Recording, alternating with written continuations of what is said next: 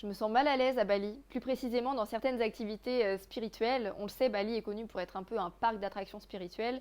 Et je vais être claire tout de suite, ces pratiques font un bien fou. Yoga, méditation, breathwork, ecstatic dance et j'en passe. Je le sais, je l'ai vécu bien avant d'atterrir ici.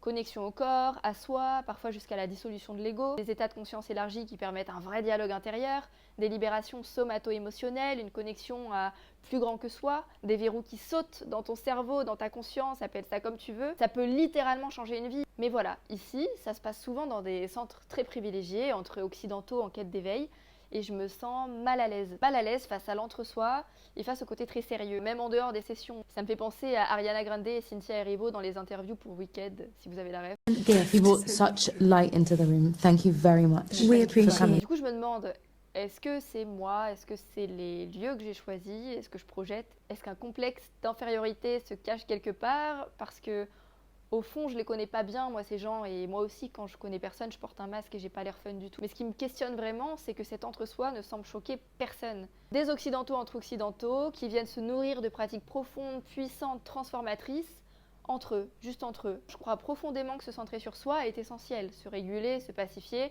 ça permet de rayonner, d'impacter le monde de manière plus juste. J'ai d'ailleurs participé à une retraite récemment, on était clairement entre privilégiés, mais avec énormément de vulnérabilité, de vrai, de rire, et en même temps, c'était une semaine ensemble, du matin au soir. Je comprends qu'en séance ponctuelle, ce soit plus difficile d'arriver à ce niveau de lien. Mais ça n'enlève rien au malaise. Ces espaces sont financièrement inaccessibles pour la majorité des Balinais, et en même temps, je le dis avec beaucoup d'humilité, eux ont leurs propres pratiques qui sont vécues autrement, dans le quotidien, avec la communauté. Et honnêtement, je pense qu'ils se fichent royalement de ne pas accéder à nos cours de yoga dans des centres paradisiaques. Mais le malaise est là, quand même. Dites-moi si ça vous parle, que ce soit à Bali, en France ou ailleurs. Est-ce que vous avez déjà ressenti ce petit malaise dans certains espaces spirituels? Dites-moi, je suis curieuse de savoir.